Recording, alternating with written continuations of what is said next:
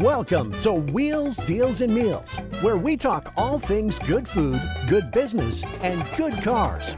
And now, here is your host, Arnold Garcia, founder and CEO of Petra Automotive Products. Let's roll. Well, today we have a special guest, my pastor, Jeff Wells, one of the kindest, most humble man you're going to meet. And in addition to that, an incredible pastor, an incredible speaker, and what a story he has that you're going to hear about it in his running days and more. Jeff, thank you for being with us. Thank you, Arnold. I appreciate that. That was a little bit too kind to me, though. No, not at all. But thank you. So look, before we talk about your story and this Christmas special that I wanted to have with you, what is your favorite car? What is the car that Jeff Wells wants to have? Well, I don't get asked that much, Arnold, because I think most of my friends know that I'm not a real car expert, but I love my first car. My first car was a 1968 Mustang, which since you are a car guy, that was in the good years. Yes. And it was turquoise, and I was a junior in high school. And I had a relative in Prescott, Arkansas, a little town in Arkansas, and she was going to sell this car to me for $1,100. Now, this was in 1971, and the car was in great shape, and it was so pretty. Oh, my goodness. And so I drove the car back from Prescott, Arkansas to Madisonville, Texas, where I lived. And there's a little sequel to the story. A couple of days after I got it back, I was driving down a road in my dinky town of Madisonville, Texas, where the Buc-ee's is now, small town. Yeah. And a guy in a pickup backed into me. The day you're driving it? Yeah, no, when I got back. I think it was the next day or 2 days afterwards, just right after that. I was crushed. He backs his pickup with that big steel bumper into my beautiful turquoise Mustang. Oh, no. And get this.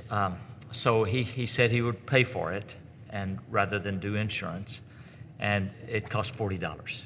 So he paid for me. Thank goodness. Can you imagine that? $40 So to less than fix a 24 body hours car. and somebody runs into your brand new car? Yeah, and then I had the car all through my university days at Rice, and I went to the seminary after that in Dallas.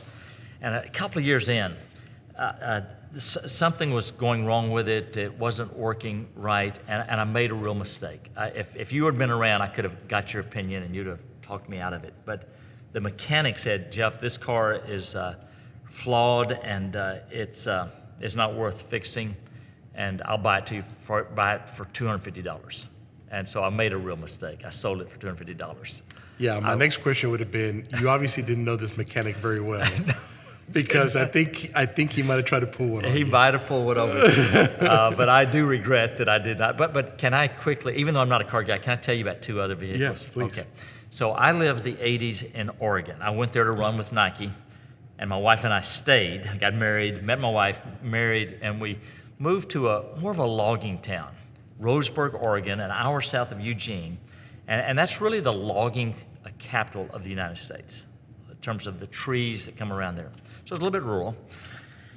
And I bought a 1953 Chevrolet pickup with corner windows. Do you know what corner windows are? I do. I thought you would. Okay. So they had corner windows, and it was just so pretty.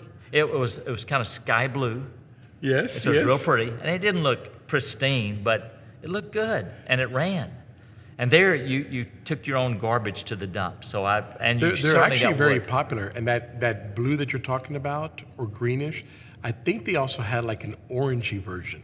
Okay, this wasn't an orange one. This was a really pretty blue. And in Oregon, in Roseburg, everybody chopped their own wood. Okay. Because they used wood stoves. And I'm not a handyman kind of guy, but I loaded my trucks up. But the next one, maybe this I got them in reverse order, but I also had. I can't picture you out there with I know. with an axe and I putting know. the It's woods and amazing. throwing it on the well, pickup truck. I would always get somebody in the church that knew what they were doing to go with me. But I also had another pickup. You needed one up there. It was a 1964 push-button gears. Dave, you ever heard of that in a pickup? Uh-huh. You push the buttons. I'd never heard of that. Right. And it was an ugly army green. and the gas gauge didn't work. And What year was that? That was 64. Okay. And so this was the 80s, so they weren't super old at that time, but the gas gauge didn't work, and I think the oil gauge didn't. And once I allowed the oil to run out, and that ruined the engine. And the bad part about that was I also let the oil run out of one of our new cars once. So I've done that twice with vehicles. So I'm not to be trusted. We got to make sure that we put Petra Oil Enhance in all your That's engines, right. because it will give you somewhat protection if that happens again. I need some petrol. I'll tell you what, those 3 vehicles are great, and you know that the push transmission is back. No, I'm So shocked. the brand new Suburbans, brand new, Have push buttons? 2023 have push button transmissions. I had no idea. Yeah. I did not know. You push the buttons. I'd never heard that. It all comes back. It is a weird circle, but a lot of this stuff comes back. Well, It's like electric interesting. vehicles. Electric vehicles have been around. I was at a museum a couple of weeks ago, or last week maybe, I guess. I can't remember the time anymore. But Lee Iacocca's electric bike was there. Lee Iacocca's electric bike. Really? And one vehicle that I forgot that we got into, which was like 1940s or 50s, first electric vehicles. Really? 1940s? I'm shocked. I And had so no idea. all these things try to make a turn. I thought Elon Musk invented this. No, he made it public. He made it public. He made it more public. He made a lot of money on it.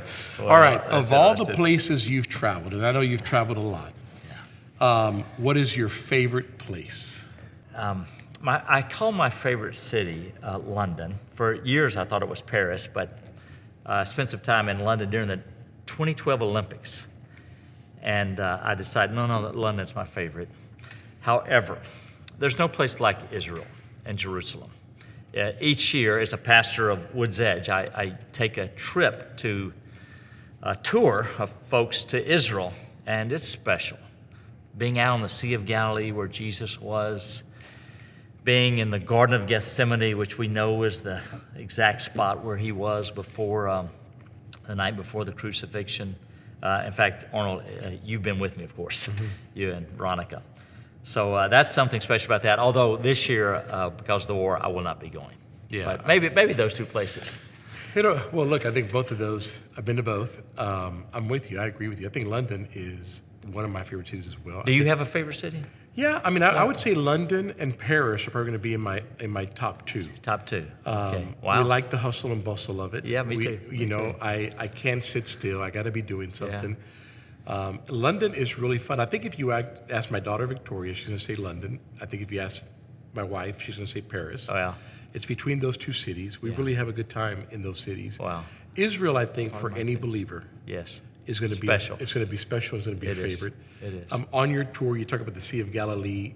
That moment on the ship, doing praise and worship, and the garden, the resurrection garden, The garden tomb, they call it. the garden tomb. Yeah, were my where the 2 resurrection favorite was. places. Yeah, that is an incredible place. Those are my It's 2 beautiful. favorite places Peaceful. of the tour. Everything was Okay. great and wonderful, but those 2 would be my Those are favorite. probably my favorite too. There. Yeah. You know, when you ask me about a favorite place,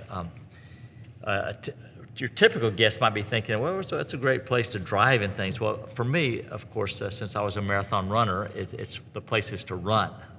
And my favorite place to run actually is, though I love Hyde Park in London, is Central Park in New York. It's just a great place for running. Really? Yeah, the marathon the last 5 miles goes from Harlem through Central Park and finishes Central Park, and it's just beautiful. It is. So it I is. love. I wouldn't say Central I've Park. walked all of Central Park, but you probably have I've ran run a lot all of it. Yeah. Okay, what's your favorite food? My favorite food. My favorite restaurant. My favorite food. Food. Okay, my favorite food, Arnold. Type of food. What is your favorite type of food? Well, I'll tell you my favorite dish and my favorite food. My favorite food is Tex-Mex. Okay. Good job. Okay, That's my it favorite is. food. And am I allowed to tell what restaurant, or can you say that? No, okay. absolutely. Well, probably Papacitos. Yeah. And I know it's not the most high end, but it's plenty for my pocketbook. So it costs me enough. But And it's great fajitas. It's great Tex-Mex. I love their cheese enchiladas. Yeah. And other stuff. But my favorite dish, Arnold, have you ever had my wife's blackberry cobbler a la mode? I have not. I had her. Is it cinnamon rolls? She has cinnamon rolls. Now they're good. She makes hundreds of cinnamon rolls every Christmas, Yeah. and she's done that since she's in 8th grade. And we're not real young. I'm 69. She's I can't tell you her Don't age. tell her. Yeah. I can't tell her Let's age. let's not go that way with Gayle. But she makes hundreds of these cinnamon rolls, although she's going to slow down this year. But she makes the most delicious blackberry cobbler. And when you put blueberry homemade vanilla ice cream all over it, it's just so good. Okay, excuse me a minute. Gayle, I mean, we need to try this now. Let's try this. Let's try this. It is so good. What's your favorite food? My favorite food is Tex-Mex. Is it? I mean, I'm Cuban Now- and people freak out, but my favorite food is Tex-Mex. Well, I actually am surprised knowing you have a Hispanic background because so many people with a Hispanic background don't like Tex-Mex. I know. You are an exception, aren't I you? am an exception. Well, now your favorite restaurant, knowing you, is going to be a real high-end restaurant in town. What is it? Well, if it comes to Tex-Mex, actually, my favorite restaurant is Lupe's. Lupe's Tortilla. Is that Lupe Tortilla? Yeah, Lupe's Tortilla. because I think they have the best beef fajitas. Their beef fajitas marinade are outstanding. is delicious. That lime. Well, that makes me want to go back to it. Yeah, well, let's go. I've neglected it lately. Yeah, I know, because Papacitos is so convenient, and they're great, and they're consistent, and that for fajitas, probably Papacitos is my second. Okay, but you're right. Lupe Tortillas fajitas is so good. Yeah, you know, You and need to get some commission off them. I do. That's what our marketing guy tells me every time.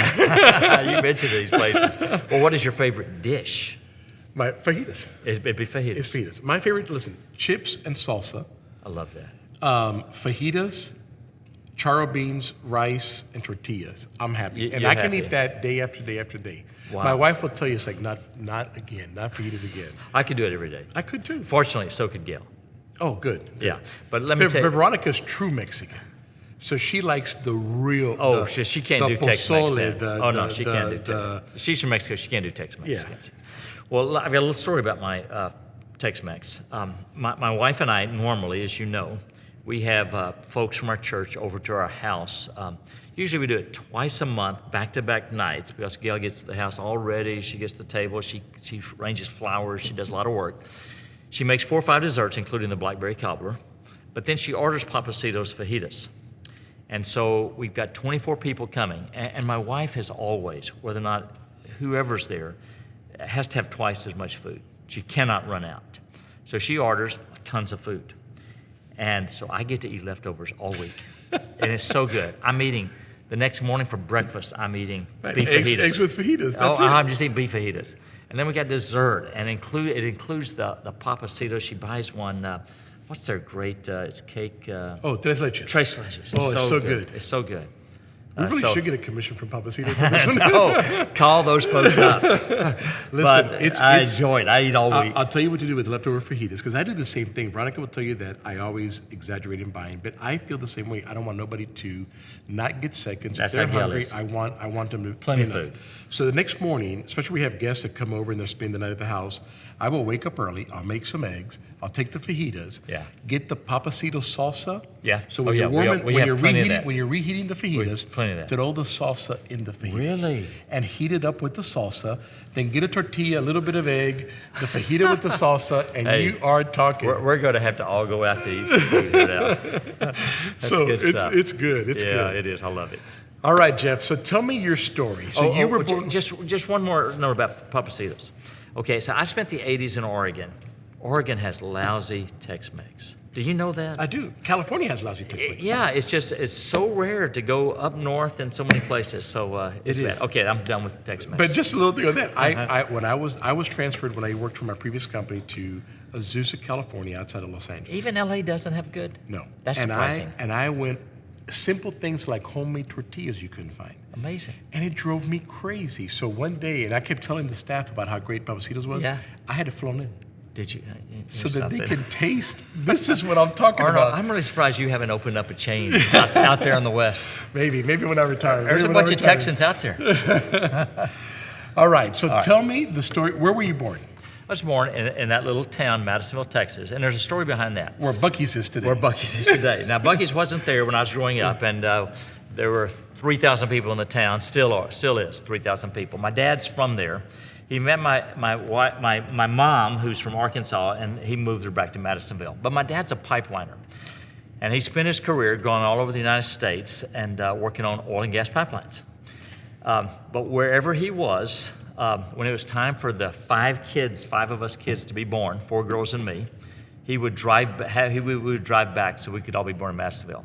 So I think my mother was 2 weeks away from me getting born, and they drove back from Oregon so we could be born in Madisonville. So I'm from Madisonville, Texas. And so all your brothers and sisters are born there? Yeah, we're all born there. Yeah, 4 sisters and me. No kidding. All right. Okay, so you grow up there, you graduate from high school. I did. And then what? I go to Rice University here in Houston, and I go there thinking pre-law, but the summer between high school and college, if I could tell my story here, I was at a beach in Galveston, Texas. It was July 4th, 1972. Now, backing up a little bit, before my senior year started, I saw this college reading list that listed all the top books that well-educated, well-read people should have read. So I see on the top of the list, there are 2 books, they're at the very front. They were the Bible and Homer's Odyssey. So I think to myself, I want to be a well-read person, so I'm gonna read the Bible through. I want to read Genesis through Revelation. So I did it for intellectual. You were already a Christian? Maybe, maybe not. Okay. I went to church some. Mm-hmm. I'm not sure. I wasn't walking with God. Okay. But out of intellectual pride, I'm going to read the Bible. And I'm reading through the Bible during that year. And I remember getting through at the book of Proverbs, which, as you know, is about halfway through the Old Testament, and thinking, this is brilliant, the wisdom in this book. And I go on making my way through the Gospels and the New Testament. I graduate from high school, and I'm almost done with the Bible. I'd read through the entire Bible. And what began as intellectual pride became a spiritual longing. I longed to connect with God, have a personal relationship with the Lord. And so I go to the beach at Galveston with a couple of high school seniors that graduated with me. And there was a Christian rock group playing on the beach. Now, so this is the early 70s, and you might remember, Arnold, although you're younger than me, but there was a Jesus movement that started in California in the 70s. There was a big movie this year was it called Jesus Revolution? Yes, I believe so. Well, I was a product of that because there was a rock band playing at Stewart Beach, and people were walking around talking with folks about Christ, and I wanted somebody to talk with me. Finally, a guy named Rusty Draper did, and he asked me about Christ, and I was just really hungry, and I prayed to receive Christ right there. I go to Rice, and don't know a thing about what to do, spiritually or any other way, and I get involved with a Christian group on campus, and Rice is a very secular campus. But I get involved with a group of Christians and grow spiritually. And during my first year, I feel like God really puts on my heart, Jeff, you're not going to be a lawyer, you're going to be a pastor. And so Can I just say thank you, God? So I began. You're a great pastor, and we don't need any more attorneys. One less. Hey, you got some attorneys out there listed. I know, and I got a great attorney too, but we don't need any more. We don't need any more. Okay. So that was my journey, and also I was a mediocre high school runner, no scholarship, but turns out I became very good in college, and able to get a scholarship there. So you did not go to Rice on a scholarship on running? I did not. You were mediocre. I was a mediocre But high you've been school running runner. for a few years. And I'd run in high school, but we didn't have a track, and we weren't. Yeah, I it's wasn't that good. Madisonville. It's not the competition. I get it. And so you go to Rice, and a few years into Rice is when you become a better runner? Well, actually, the first year. I was actually their best runner my fall year in cross country. And so the head coach came to me halfway through the year, and he said, Jeff, you keep this up this spring, you'll get a full scholarship. And by God's grace, I did. That's great. So it helped us out a lot. Okay, so born in Madisonville, raised there, went to high school, go to Galveston, rock band. It was funny if the rock band would have been Petra. Remember there was a Christian rock band, Petra? Well, I've got a little story about that. I later start a church here in the Woodlands. It's a predecessor, one before this one. And we had Petra come in. See? Yeah, we did. We did. That name's following you. Yeah, it is. It is. So you go to Galveston. That's really where you dedicate your life to Christ. Right. You go to Rice, hang with this group. Yeah. You feel God's calling, and at the same time, you become a pretty good runner. I did. You get a scholarship. Yeah. Then what? Well, I go to Dallas Seminary, and so it's a 4-year program. But Did Nike pick you up here? Right after I graduated, I was at Dallas, and I get some shoes from Nike out of the blue. Now, Nike in 1977 was a new company. They started in 73 or 4. Yeah. As Blue Ribbon Sports, if you know the story. Right. And so, and I remember their very first shoes. They were lousy. They weren't very good. But they sent me some shoes, and a few years into it, they got good. There were these beautiful orange and bright green shoes. And so they began sending me equipment. And then I go out to Oregon, run a big marathon, and they say, we want you to be on our track club. And so what Nike did, because it started as a distance running company. Yeah. It made their money off Air Jordans, but they started in distance running with Steve Prefontaine. And so they knew that the United States did lousy in the Olympics in distance runners because distance runners, there's no money in it, and they got jobs, and they didn't run after college, and that was our best years. So they get some of the best distance runners around America, bring them to Eugene, Oregon, and say, we will support you, and you train for the Olympics. So we did that, but I'm a seminary student, and it was important to me to be a pastor. But between my third year and fourth year, I took off a year of seminary, go to Eugene, Oregon to train for the Olympics. Now, this was 1980, which you may recall is the boycott year. Jimmy Carter, halfway through the year, says, we're not going to go to the Olympics because Russia invaded Afghanistan. And so we didn't go. But I took a year off. But I met my wife. I met Gayle, who became my wife. At the first Sunday I was there, I also worked in a church. And the last Sunday we were there, we got married during the Olympic trials. So, then later we moved. I didn't know that bit. Yes, and then later we moved back to Oregon, and our two daughters were born in Oregon, and we've got a son born in Texas here. So you graduate from Rice, you go to seminary.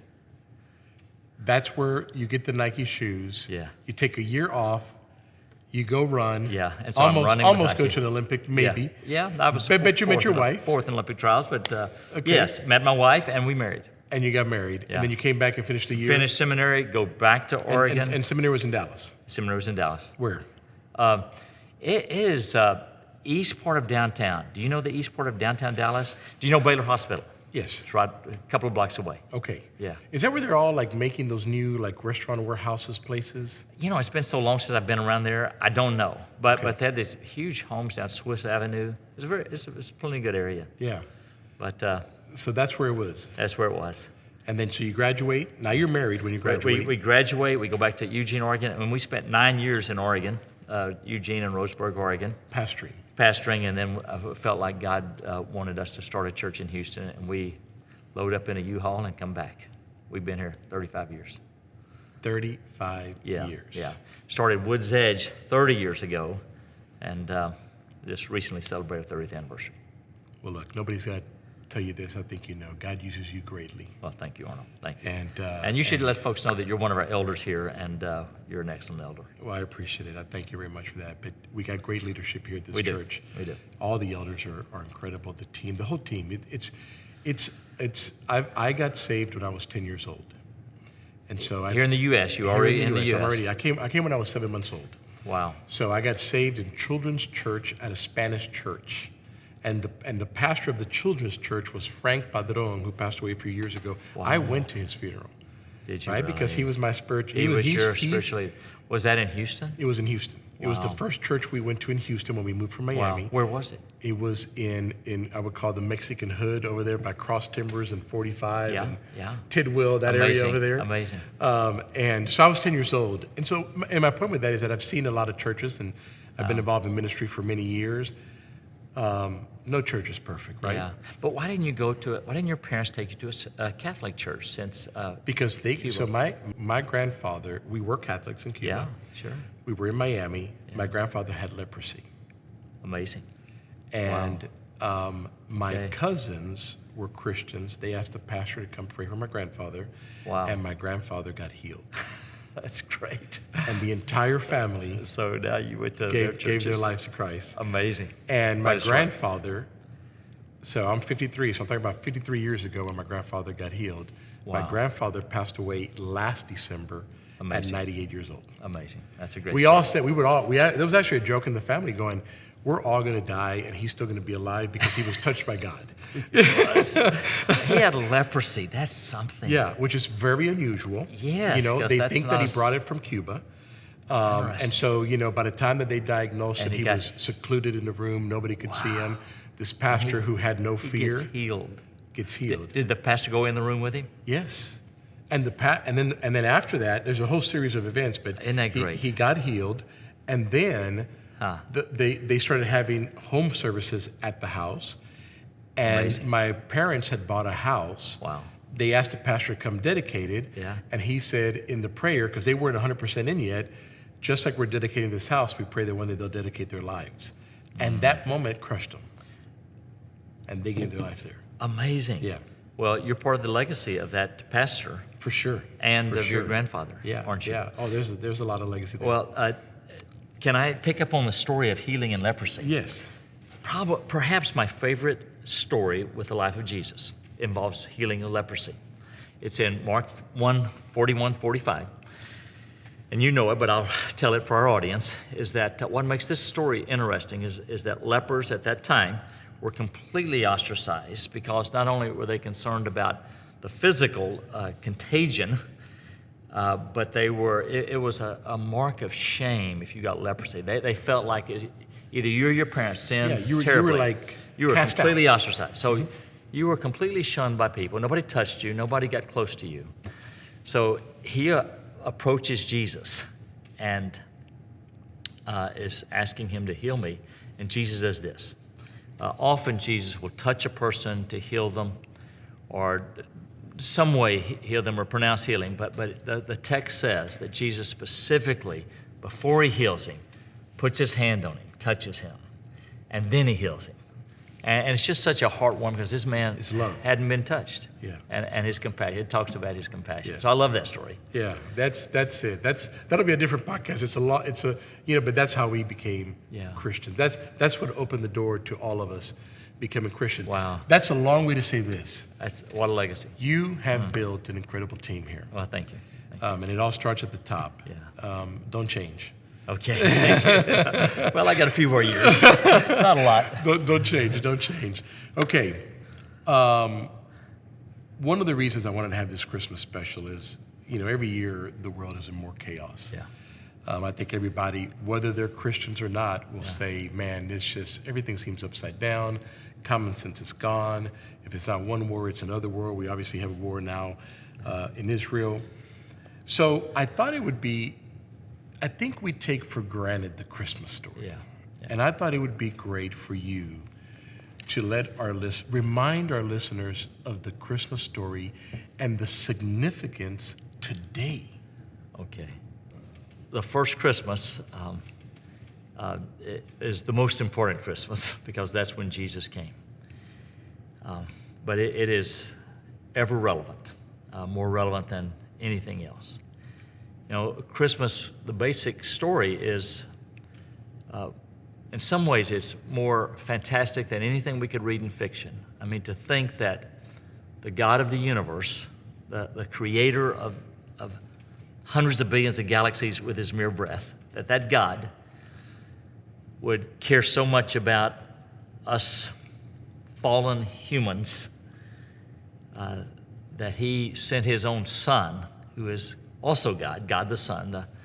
In a mystery, there's one God, but exists in three persons, Father, Son, and Spirit. And we don't fully understand that, but that's what the Bible teaches.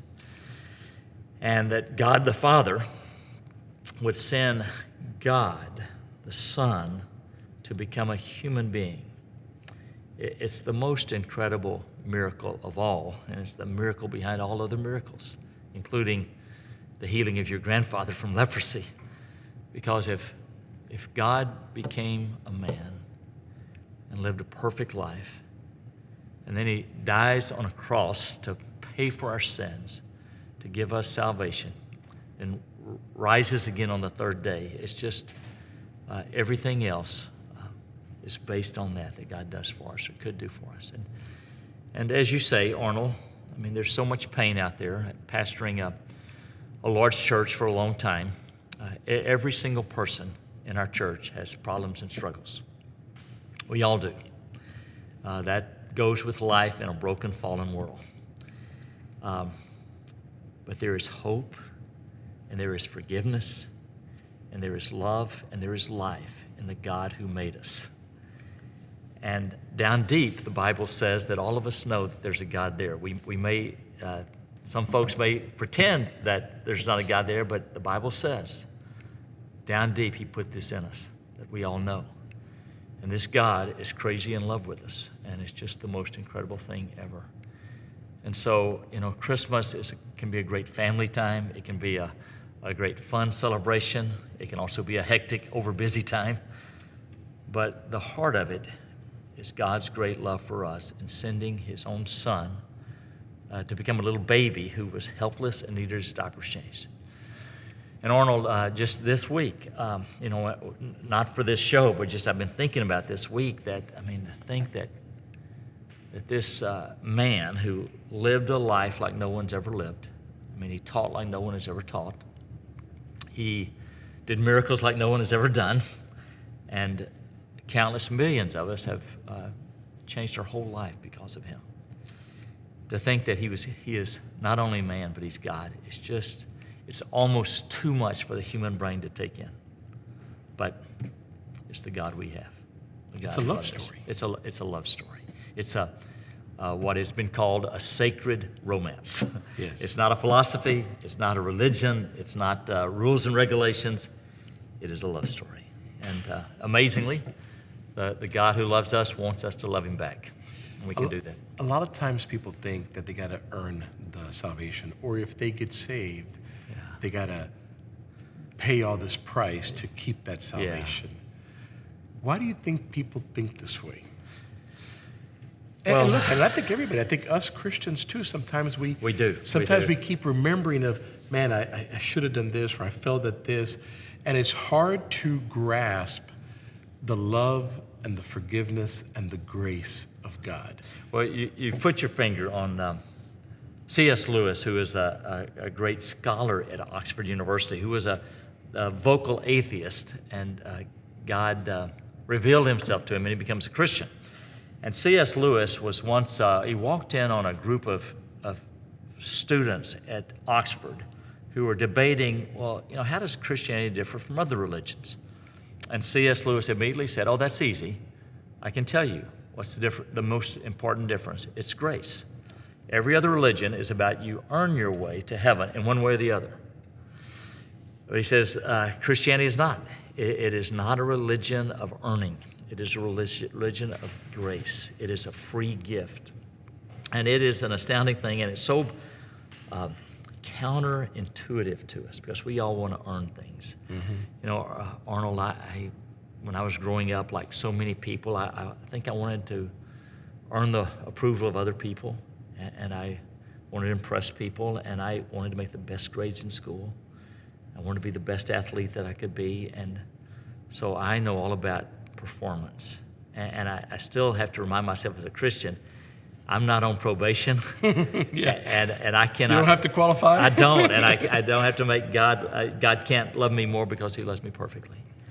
And so just the story of the gospel of Christianity is unconditional love. You just got to accept it. You just accept it and enjoy it. That's great. And love him back. Well, Jeff, that's a great way to end this Christmas special. Well, Merry Christmas. I love you, brother. Thank you for too. doing this. My privilege. Yeah, love you. Thank you. Thank you for listening to Wheels, Deals, and Meals, your main source for all things good and fun, business, food, and cars. If you like this episode, make sure to rate us and subscribe. If you would like to be a guest on our show, please leave a message at the link below. Till next time, happy eating!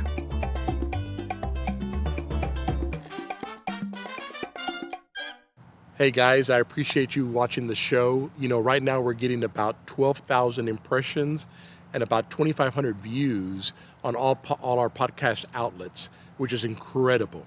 But I need you to do me a little favor. Wherever you listen, wherever you look at it, like it, love it, subscribe to it, do whatever that thing is. Appreciate you.